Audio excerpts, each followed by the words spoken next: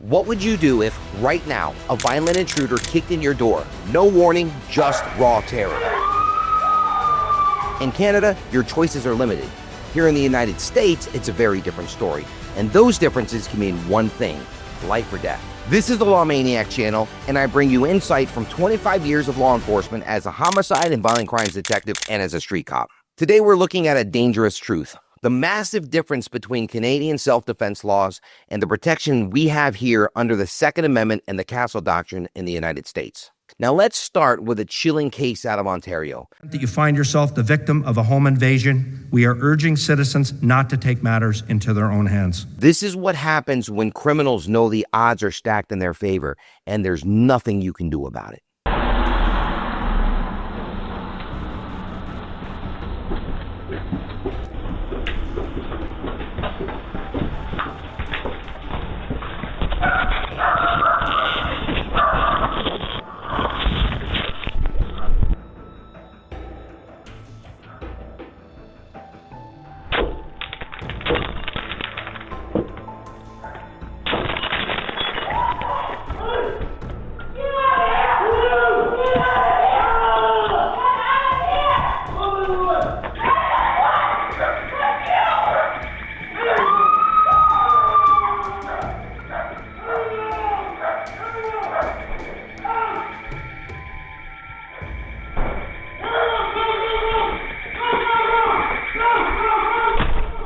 Every time I watch that video, my blood boils.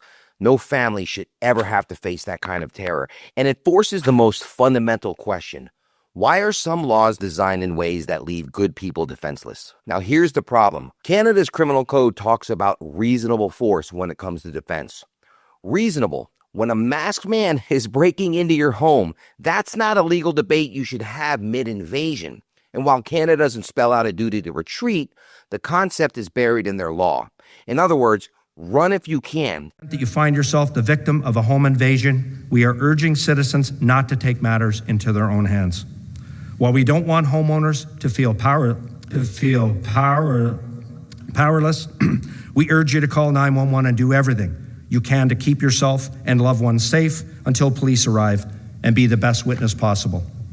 This could mean locking yourself in a room away from the perpetrators, hiding, fleeing the home, but don't engage unless absolutely necessary. My advice is to rely on our police service, call 911 immediately, and let us take it from there.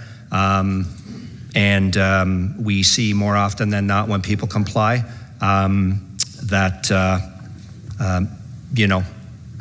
injuries are not happening, and people are not victimized in terms of injury, or in this case, unfortunately, we've seen the loss of life in some of these incidents. Even worse, by law, you can't keep a loaded firearm ready for defense in your own house. It's got to be locked, unloaded. The ammunition has to be separate.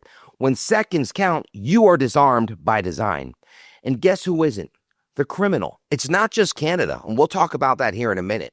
Now, here's the most troubling part.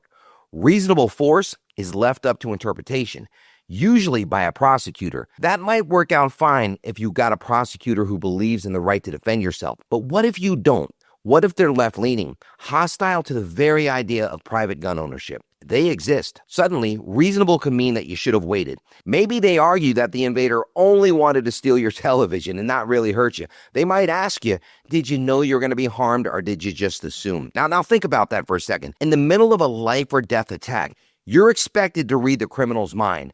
And if your interpretation doesn't line up with the prosecutor's politics, you could be the one in handcuffs. And let me tell you, it's not just Canada. So over spring break, my family and I visited New York. Now, I didn't bring my gun. Listen, I've been carrying for over 30 years, and I know the law allows off-duty law enforcement to carry in other states. But you know what I didn't trust? The prosecutor. God forbid something happened and I made the decision to use it. Florida, New York, 2 states, 2 completely different mindsets. Sure, people say it's better to be judged by 12 than carried by 6. But I'm a cop. I ain't going to prison.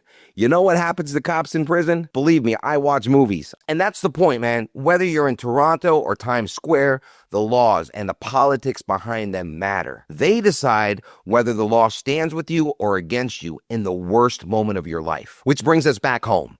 Here in the United States, The Second Amendment, your right to keep and bear arms, isn't about hunting. It's about defending your life and your family. The Castle Doctrine says your home is your sanctuary. No duty to retreat. Many states even presume that you're in fear of death or serious injury if someone breaks in. That doesn't empower criminals, it empowers you to act decisively. Yes, laws do vary by state, unfortunately, but the core principle is the same. The law stands with the homeowner and not the criminal. Now, I've worked these cases. I've stood in living rooms where armed homeowners stopped a tragedy before it got worse. I've seen it.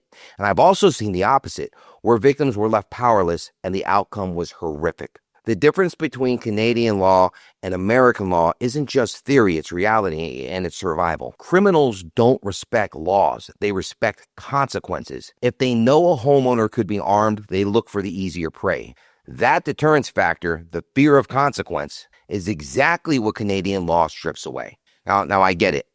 There are some folks out there who hate guns. Some believe in strict gun control. Others are extreme, wanting to ban firearms altogether. I've talked to people who proudly say that they don't want guns in their house. They say, I don't like a gun in my house. And I respect your decision. That's your right. But to those people, I say this. Listen to the screams in that doorbell video.